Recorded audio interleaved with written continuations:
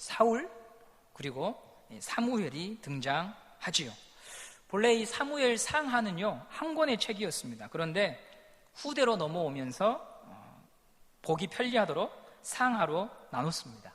상하를 나누는 기준이 무엇인가를 보면 사무엘상 31장으로 여러분 한번 넘어가 보실래요? 사무엘상 31장 펴보시면 맨 마지막 장이에요. 거기 보시면 31장 위에 주제가 적혀 있을 거예요. 뭐라고 적혀 있냐면 사울이 죽는 장면이 사무엘상 31장에 기록이 되어 있어요. 블레셋과의 전투에서 사울이 사망하죠. 그렇다면 사무엘 하는 다윗이 이제 본격적으로 이스라엘의 왕으로 등장하는 내용들이 담겨 있다고 하는 것을 우리가 추측해 볼 수 있습니다. 사무엘 상하에서 사울은 실패한 왕, 다윗은 인정받는 왕으로 결론이 나요. 그런데요, 외적인 조건을 보면 사울은 꽤나 갖추어진 사람이었습니다. 갖추어진 왕이었어요. 일단 집안을 보면 사무엘상 9장 1절을 한번 보시겠습니다. 사무엘상 9장 1절에 사울의 가문을 이렇게 소개합니다. 베냐민 지파의 기스라 이름하는 유력한 사람이 있었다라고 말하죠. 유력하다라고 하는 말은 제가 룻기 본문을 설교하면서 누가 유력한 집안의 사람이었냐면 보아스였죠. 이 보아스가 유력한 집안의 사람이었는데, 유력하다라고 하는 말은 권세가 있고 재산이 있는 사람입니다. 사울의 가문이 그런 가문이었다는 거예요. 반면에 다윗은요, 목축업을 하는 아버지를 뒀죠. 이세. 특별히 가난하거나 부한 것은 아니었고요, 그냥 평범한 사람이었습니다. 사울의 가문처럼 유력한 집안이 아니에요. 가문을 비교하면 사울이 월등합니다.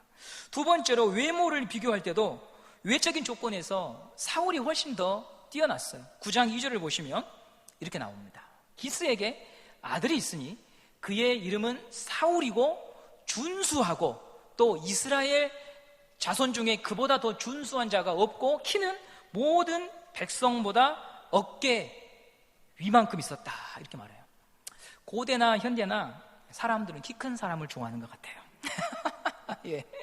사울의 외모는 사람들이 볼 때 멋있다, 건장하다, 인물 좋네, 이런 말이 튀어나오는 사람이에요. 코가 오똑하고 눈이 부리부리하고 말이죠. 우리 주부님들이 보시면 사위 삼고 싶은 사람. 네. 여러분이 상상이 안 되시면 여기 앞에 있는 이 목사와 정반대된 사람, 그렇게 생각하시면 돼요. 네.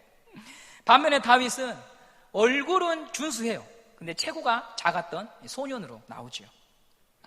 그러므로 사울을요, 다윗과 비교해보면 뒤처질 것이 없어요. 그럼에도 불구하고 사울이 실패한 사람으로 판단을 받는다는 것. 왜 그럴까? 무엇이 사울을 실패한 왕이라고 규정하고 있을까? 이것은 중요해요. 왜냐하면 우리 부모님들이 자녀를 어떻게 양육하고 있는지를 깊이 고민할 수 있는 주제예요. 왜냐하면 그때나 지금이나 제가 말했잖아요. 훤칠하고 건장하고 번듯하면 그러면 된다고 생각하는 풍조는 여전히 동일하기 때문에 그래요. 네. 무엇이 사울로 하여금 하나님 앞에 실패한 사람이 되게 했을까? 우리가 이걸 알아야 우리 자녀들에게, 다음 세대에게 바른 인생의 가르침을 줄 수 있지 않겠어요? 사울과 다윗을 살필 때 한 가지 조심해야 될 점은, 사울이 특별히 나쁜 사람이거나 못난 사람으로 여기면 안 돼요. 사울은요, 사실 나의 이야기예요. 내 모습을 비춰주는 사람이에요. 내 안에도 사울이 있다는 거죠. 사울의 욕망과 야망이 모든 사람의 마음에 있어요. 그런 관점에서 사울을 볼 때 우리가 사울을 제대로 볼 수 있고 사울의 길에서 내가 빠져나올 수 있는 거죠. 앞으로 차차 사울이 어떤 점에서 실패했는지를 보도록 하겠고요, 사울과 다윗에 대한 이야기를 넘어서서 오늘은 남은 한 사람 사무엘에 대한 이야기를 하려고 합니다. 사무엘이라고 하는 이름의 뜻은 하나님께 구하여 얻은 자, 하나님께 구하여 얻은 자, 뭔가 사연이 있는 이름이죠. 이게 잘 아시듯이 한나가 불임의 고통 속에서 하나님께 구하여 낳은 아들, 눈물의 아들이 사무엘입니다. 불임의 고통 속에서 하나님께 구하여 얻었기 때문에 그 이름을 그냥 사무엘이라고 지었습니다. 우리가 오늘 펼친 본문 사무엘상 1장을 보시면 이 사무엘의 출생에 관련된 그 가정의 족보가 시작이 됩니다. 라마다임 소빔에 에브라임 사람 엘가나가 있었고 그에게 두 아내가 있었는데 한 여인은 한나고 한 여인은 분인나다. 하나는 자식이 없고 하나는 자식이 있었다. 이렇게 시작을 하고 있습니다. 눈여겨볼 것은요, 성경은 사울과 다윗에 대한 이야기를 바로 시작하지 않고 사무엘 가정에 대한 이야기로 사무엘상을 펼친다는 거예요. 저는 이것이 너무나 궁금했어요. 왜 성경이 사무엘의 출생에 관심을 보이고 있을까? 지금 필요한 건 왕이거든요. 당시 이스라엘은 사사시대였죠. 우리가 몇 주 동안 살폈던 룻기가 사사시대였고 사무엘상 전반부도 사사시대입니다. 역사적 배경을 잠시 설명하면요, 이스라엘은 모세가 죽은 후에 여호수아가 리더로서 가나안 땅을 점령해요. 그런데 가나안 땅에 들어갔지만 안식이 없어요. 광야 생활을 마치고 정착했는데 고달파요. 이방 민족의 침입으로 약탈당하고 유린당해요. 내부적으로는 12지파가 분열하고 갈등해요. 그러니까 밖에서 오는 위기를 대처할 수 없어요. 이스라엘 주변에 다양한 민족들이 있었는데 그 가운데 이스라엘을 가장 위협했던 민족이 블레셋이죠. 블레셋은 원래 이스라엘이 거주하는 땅을 지리학적으로 팔레스타인 지방이라고 말하는데 이 팔레스타인 지방에서 원래 살던 족속이 아니에요. 다른 지역에서 건너왔어요. 잠시 여러분 지도를 보시면 이 그리스 쪽, 에게해 쪽에서요, 그들이 배를 타고 이동해서 애굽과 이 가나안 땅에 정착하게 됩니다. 해양 민족이었어요. 해양 민족은 거칠잖아요. 블레셋은 빠른 속도로 안정을 찾고요, 발달된 철기 문명으로 이스라엘을 위협하는 세력이 되죠. 사울과 사무엘이 활동하던 시대에 이스라엘과 블레셋의 전력차가 얼마나 났는지 사무엘상 13장 22절에 이렇게 기록합니다. 싸우는 날에 사울과 요나단과 함께한 백성의 손에는 칼이나 창이 없고 오직 사울과 그의 아들 요나단에게만 칼과 창이 있었다. 무슨 말씀입니까? 블레셋은 철을 재련하는 기술을 가지고 있었는데 이스라엘에게는 그 기술을 알려주지 않았죠. 그래서 이스라엘 사람이 도끼나 삽을 수리하거나 뾰족하게 농기구를 갈아야 되려면 블레셋 땅으로 가서 도움을 받아야 했어요. 더 기가 막힌 것은 전쟁을 하기 위해 무기를 드는데 칼을 가진 사람이 사울과 요나단밖에 없는, 이스라엘 나라에 칼이 두 자루밖에 없는 그런 시대를 살았습니다. 이런 상황에 놓여 있으니까 이스라엘은 강력한 왕을 원했어요. 왕이 필요하다. 이방 민족처럼 우리에게는 왕이 필요하다. 리더십. 4분 5열된 이스라엘을 하나로 통합하고 비전을 제시하는 왕. 그래야 우리가 이런 오합지졸의 꼴을 면하지 않겠느냐. 이게 모든 이스라엘 백성들의 마음을 사로잡았습니다. 이런 생각은 틀린 게 아니에요. 합리적인 결론입니다. 그런데 하나님께서는요, 달랐어요. 이스라엘의 요청대로 왕을 주시는 게 아니고요, 다른 일을 하시는데 사무엘을 준비시켜요. 사사시대를 끝내기 위한 대안으로 왕보다 누구를 먼저 하나님은 보내주기 원하시냐면 사무엘을 먼저 준비하고 보낸다는 거죠. 그것이 사무엘상 1장에 사무엘의 가정으로 성경이 시작되는 이유예요. 한나의 부림으로 시작해서 사무엘의 출생이 전반부를 이루고 있어요. 그렇다면 질문해야죠. 왜 하나님은 왕이 아니라 선지자 사무엘을 준비시키고 이스라엘에게 보내셨을까? 하나님의 의도가 있을 거예요. 저희가 한 달간 담임 목사님을 통해서 선악과에 대한 말씀을 들었습니다. 하나님의 백성은 무릇 순종해야 된다. 선악과는 하나님의 백성은 하나님에게 순종할 때 참 자유가 있다. 하나님이 제안하신 것을 받아들일 때 우리의 삶이 정말 행복하다라고 하는 것을 강단을 통하여서 말씀해 주셨습니다. 저는 사무엘상을 묵상하면서 선지자란 바로 선악과 같은 존재예요. 하나님을 기억나게 만드는 사람이 바로 누구냐면 선지자예요. 하나님을 기억나게 만드는 사람, 누가 왕인가를 보여주는 사람이 선지자예요. 브레이크 없이, 방향 없이 자기 욕망을 쫓아가는 왕과 백성들에게 선지자는 등장해서 뭘 말하는가 하면 돈 버는 법을 얘기하는 게 아니죠. 인생의 행복을 얘기하는 게 아니죠. 너의 왕은 하나님이라고 하는 것을 잊지 말아라.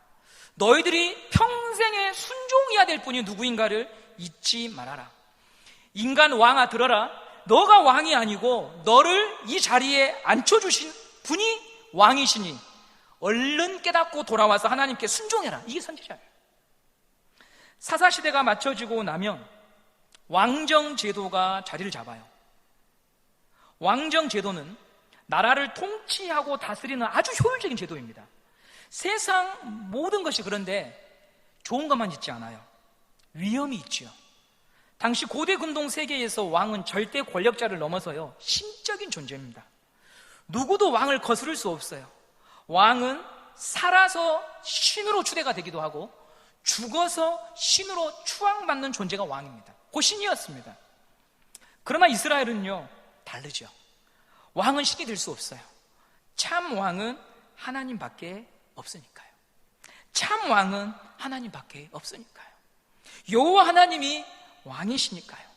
인간 왕은 하나님이 임명해서 앉아 있는 거예요. 그런데 왕의 자리에 앉아 있으면, 권력을 쥐면 어떤 생각에 빠져요? 원래 내 것인 것처럼 착각하는 거예요. 보암직도 하고 먹음직도 하고 따먹을 만큼 탐스러워 보이는 하나님의 자리를 자기가 꿰어차서 내가 원래부터 왕이라고 착각하는 것이죠. 요즘 언론에서 검찰 개혁이 화두예요. 검찰이 무소불위의 권력을 가지고 있는데 그에 맞는 처신을 하지 않고 있어서 개혁해야 된다, 이런 말들이 파다하죠. 한간에는 대통령보다 더 막강한 힘이 검찰이다, 이렇게 말하기도 합니다. 왜 검찰이 이런 말을 듣게 됐을까요? 검사는 상식이 없고 교양이 없고 그럴까요? 아니에요. 누구보다 많이 공부했어요. 상식도 있어요. 생각도 있어요. 경험도 있어요. 그러면 왜 검찰은 지금 한국 사회에서 개혁의 대상이 되었을까요? 저는 이렇게 생각합니다. 누가 이 권한을 주었는지를 잊었습니다. 민주사회에서 모든 권력은요 국민으로부터 나오죠. 국민이 위임한 것입니다. 그런데 검사든 정치인이든 이 사실을 잊어버리고 부인하면 문제가 발생하는 거죠. 내가 공부 열심히 해서 내가 잘나서 얻은 권력이라고 생각하기 때문에 섬김이 아니라 굴림하고 휘두를 거예요. 신앙의 세계에 동일하게 적용이 되겠죠. 건강을 주신 분이 누굽니까? 자녀를 주신 분이 누굽니까? 경제적인 필요를 채워주시는 분이 누구인가를 잊으면은 그 누구도요 그 자리에서 그의 권력이 미약하든 그의 권력이 크든 그곳으로 반드시 자기의 이권을 위해 사용하는 사람이 될 수밖에 없어요. 오늘 여러분에게 생명을 주신 분이 누구입니까? 오늘 여러분의 가정에 자녀를 주시고 여러분에게 오늘 하루를 살아갈 수 있는 호흡을 주신 분이 누구인지를 잊으면 우리도 동일하게 검찰만 개혁의 대상이 아니라 하나님 나라의 개혁의 대상으로 살아갈 수밖에 없는 존재가 되는 것이죠. 그래서 하나님은 우리에게 선지자를 보내주신 거예요. 하나님은 왕 이전에 하나님이 구원자이고 힘이라는 것을 잊지 않도록 하여 그들이 영원히 패망당하지 아니하도록 선지자 사무엘을 준비시켜 주신 것이었습니다. 사울의 실패가 바로 여기 있었습니다. 외적인 조건이 아니라 다윗보다 무언가 떨어져서 그런 것이 아니라 하나님이 자기를 이 자리에 앉혔다고 하는 사실, 하나님이 이스라엘의 왕이라고 하는 사실을 그는 입술로는 고백했을지 모르지만 그의 삶으로는 하나님을 의식하거나 하나님을 두려워함이 없으니 하나님이 그를 폐위시켜 버렸던 것입니다. 그러므로 사무엘상이 주는 핵심적인 교훈은 다윗의 삶을 닮아라, 한나처럼 기도를 열심히 해라, 이게 아닙니다. 삶이 혼란스럽고 질서가 없고 고통스러울 때 너의 왕이 누구인가를 잊지 않는다면 하나님이 너의 인생을 결코 놓지 않고 너를 구원하여 주실 것이다. 이것을 우리에게 가르쳐주는 것이죠. 저는 이 사무엘상 1장을 31장까지 묵상하고 읽으면서요 목회자로서 좋은 교회는 어떤 교회인가 생각해 보니까요 하나님이 왕임을 보여주는 교회가 좋은 교회인 거예요. 그 교회 가면 권력 있는 자, 무언가 막강한 어떤 힘을 가진 자가 왕이 아니라 그 교회 가면 자연스럽게 하나님 앞에 고개가 숙여지는 교회. 어떤 목사가 좋은 목사인가? 그를 보면 하나님이, 왕이심이 보여지는 목회자. 어떤 당회가 좋은 당회인가? 누군가 특정한 세력에 의하여서 움직여지는 게 아니라 그 당회는 하나님을 존중해. 하나님의 말씀을 존중해. 이것이 고백되는 교육부서, 이것이 고백되는 재직들, 그들이 모여서 만들어가는 교회가 좋은 교회라 하는 것이죠. 병이 나왔어, 집을 샀어, 아들이 출세했어, 바알도 그걸 해줍니다. 바알도 그걸 다 해줍니다. 우리 교회의 왕은 누구인가? 나의 삶의 왕은 누구인가? 하나님이 맞는가? 사무엘 상하는 그것을 우리에게 묻고 있습니다. 당신의 왕은 누구입니까? 이것을 묻고 정확히 보라고, 고백하라고 사무엘 상하는 우리에게 오늘 성령을 통하여서 음성을 들려주고 있는 것입니다. 로마서 6장 16절에 이렇게 나와 있습니다. 몇 주 전에 저희가 봤던 말씀인데요, 로마서 6장 16절입니다. 너희 자신을 종으로 내주어 누구에게 순종하든지 그 순종함을 받는 자의 종이 되는 줄을 너희가 알지 못하느냐? 혹은 죄의 종으로 사망에 이르고 혹은 순종의 종으로 의에 이르느니라. 6장 16절 말씀, 여러분 아주 중요합니다. 동그라미 쳐놓으시기 바랍니다. 입술로 아무리 내가 하나님이 왕이라고 고백해도요, 내가 순종하고 믿는 대상이 나의 왕입니다. 사무엘 상하는 우리에게 묻습니다. 당신은 무엇에 순종하고 있습니까? 그게 바로 당신의 왕입니다. 당신의 왕이 누구인지를 확실하게 하지 않으면 사울의 길로 갈 수밖에 없다는 것입니다. 여러분들은 무엇 때문에 많이 고민하십니까? 무엇 때문에 많이 아파하십니까? 무엇으로 여러분의 인생의 선택이 놓였을 때 기준을 삼고 있습니까? 바라기는 여러분들이 사무엘 상하를 통해서 나의 왕은 하나님밖에 없다는 사실을 깊이 확인할 수 있기를 바랍니다. 나의 주님은 예수님밖에 없습니다. 이 단순한 고백이 성령님을 통해서 자녀를 키울 때, 사업상 거래를 할 때 그렇게 고백되어져야 나의 왕이 하나님이신 것이죠. 나의 고집으로 붙잡아 놓고 하나님이 어떻게 이런 것들을 해결해 주실 수 있겠어 하며 다른 해결책을 찾아 헤맸던 사울처럼 살지 않기를 바랍니다. 그런 자리에서 우리가 다 돌아서서 왕이신 나의 하나님, 내가 주를 높이고 주를 송축합니다. 이것이 여러분이 아침에 눈을 떴을 때 고백이 되고 눈을 감는 순간 고백이 된다면 여러분은 복된 자일 것입니다. 이제 본문 1장을 잠시 살피고 마무리하겠습니다. 한나는 불임의 여인이죠. 불임이라고 하는 것은요, 나의 힘으로는 도무지 어떻게 할 수 없는 인생의 문제 안에 갇혔다는 거예요. 자기 힘으로는 이 처지에서 벗어날 수 없다는 거예요. 그게 불임이에요. 한나의 고통은 그래서 나의 이야기예요. 간절히 바라고 염원해도 길이 보이지 않는 인생의 문제와 아픔과 답답함이요, 누구에게나 다 있더라고요. 이 설교문을 작성하면서 이런 찬양이 떠올랐어요. 찬송가 486장에 이 세상에 근심된 일이 많고 참 평안을 몰랐구나. 이 세상에 근심된 일이 많고 참 평안을 몰랐구나. 여러분, 2절에는요, 이 세상에 곤고한 일이 많고 참 쉬는 날 없었구나. 3절에는요, 이 세상에 죄악된 일이 많고 참 죽을 일 쌓였구나. 우리 인생을요 잘 표현해 주고 있는 거예요. 살아도 산 것이 아니고 산 것이 고통이고 슬픔인 사람, 남은 다 가지고 있는데 내게는 없는 그 비통함이라고 하는 것. 일전에 섬기던 교회에서 청년부 한 가정이요, 결혼을 하고 아이를 임신했는데 유산했던 적이 있었어요. 네, 아이가 7, 8개월 정도 됐는데 유산한 거죠. 그때 저희 가정에서는 주한이가 태어나도 자라고 있었거든요. 저희 아내가 주한이를 데리고 가다가 그 자매를 마주치면은요, 굉장히 미안해 하더라고요.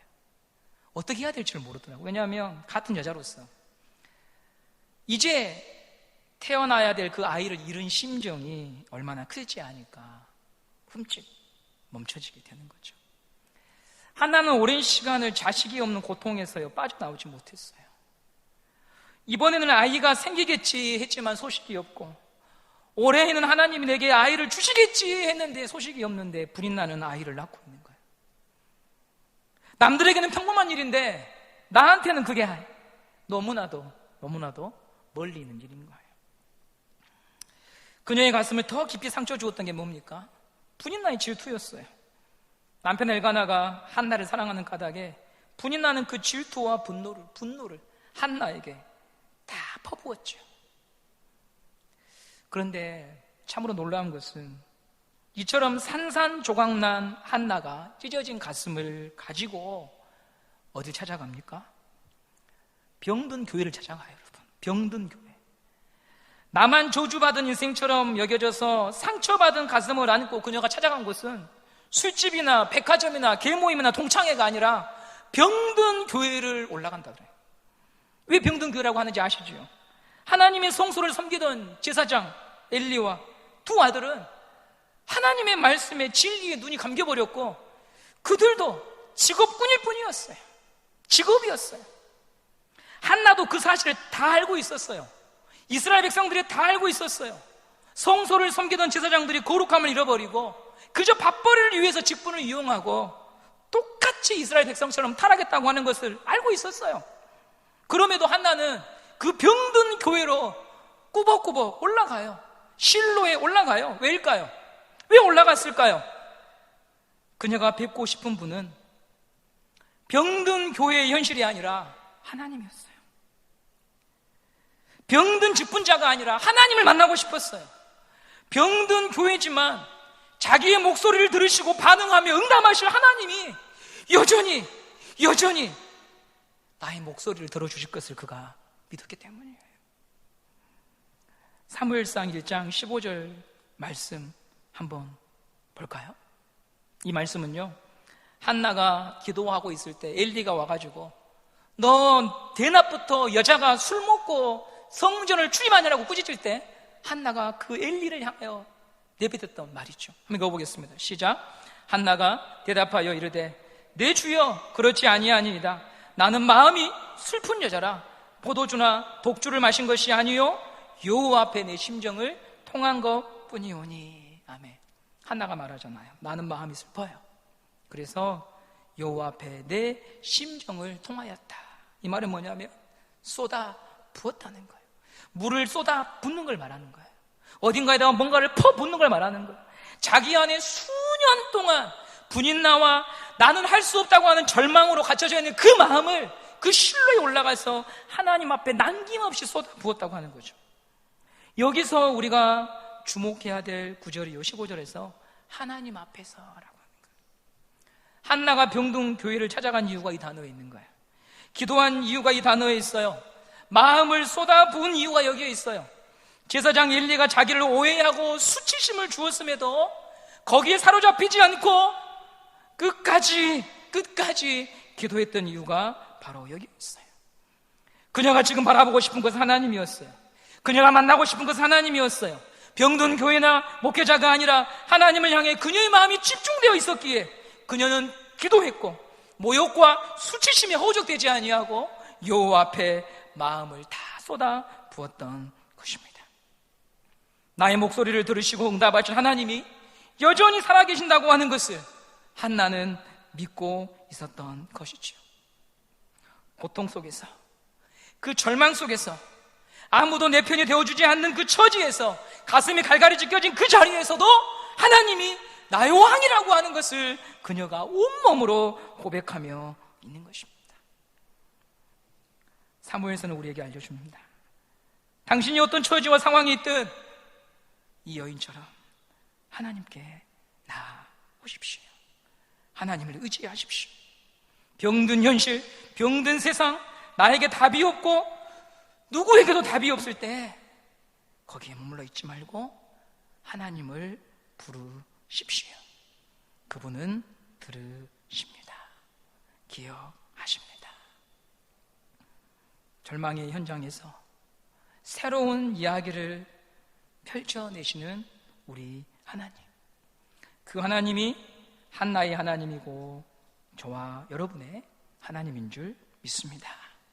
하나님 앞에 서십시오. 하나님이 우리를 초청하고 계십니다.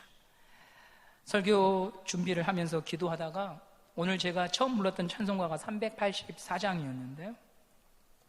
이 384장 찬송가를 펼치면 찬송가에 이 찬송가와 접목해 볼 만한 성경 구절이 적어져 있거든요. 384장은요 시편 130편 1절 말씀이 적어져 있습니다. 그 구절을 보니까 내가 깊은 곳에서 여호와께 부르짖었다 이렇게 나와요. 깊은 곳에서. 그 깊은 곳은 어디냐면 아무도 나에게 도움을 줄 수 없는 곳이에요. 내 인생에서 나만 홀로 서야 되는 그 자리에서 시인이 여호와께 부르짖었던 것입니다. 여러분 오늘 그런 자리에 서 계시다면 하나님의 이름을 부르십시오. 병든 교회와 병든 세상에서도 자기 앞에 마음을 쏟아놓는 자의 눈물과 심음을 아시는 하나님 앞에 나아가시기를 바랍니다. 그가 바로 하나님이 나의 왕임을 삶을 통해 고백하는 자인 거예요. 세상에서 유명해지는 게 하나님이 나의 왕임을 고백하는 자가 아니에요, 여러분. 우린 그런 거짓말을요 고만해야 돼요, 여러분. 고만해야 돼요. 어떤 사람은 암으로 죽기도 하는 거예요. 어떤 사람은 평생에 자식 때문에 고통받기도 하는 거예요. 어떤 사람은 끝까지 불임으로 인하여서 눈물 흘리는 분도 계셔요. 어떤 분들은 시골에서 한두 명 놓고 끝까지 목회하다가 빚에 쪼들려서 그렇게 목회를 마지막까지 가시는 분도 계셔요. 사람들은 말하겠죠. 초라하다고. 너는 그렇게 살지 말라고. 열심히 해서 그래도 번듯한 사람이 되라고. 여러분 성경은 그렇게 말하지 않아요. 너가 있는 자리에서 하나님의 너의 왕임을 고백하는 자가 되라. 그걸 우리에게 요구하고 계신다고 하는 거예요, 여러분. 우린 정말 부요한 시대를 살아가요. 그리고 그 부요가 마치 나의 힘으로 얻은 것처럼 착각하는 시대에 살아가고 있어요. 그러나 여러분 그렇지 않아요. 당장 기독병원에만 가도, 전대병원 응급실만 가도 하루 더 사는 것이 평생의 소원이요. 자식과 함께 밥상에서 한번 밥 한번 건강하게 먹는 것이 평생의 소원이요. 화수 남병동에 소아병동에 가면 책가방 메고 그 아들이 학교에 한번 갔다가 건강하게 등교하는 것이, 하교하는 것이 평생의 소원인 사람이 이 땅에 얼마나 많은지 몰라요. 우리가 얼마나 많은 감사의 조건을 가지고 살아가는지 몰라요. 그걸 누가 주신 것입니까? 하나님이 주신 거예요. 하나님이 왕이신 거예요. 하나님이 그것을 빼앗아갈 때 절망하며 절구하기보다 하나님이 우리에게 이미 주신 것에 하나님 당신이 나에게 이것을 주신 분이요 나의 왕이라고 고백할 수 있는 저와 여러분이 되기를 간절히 소망합니다.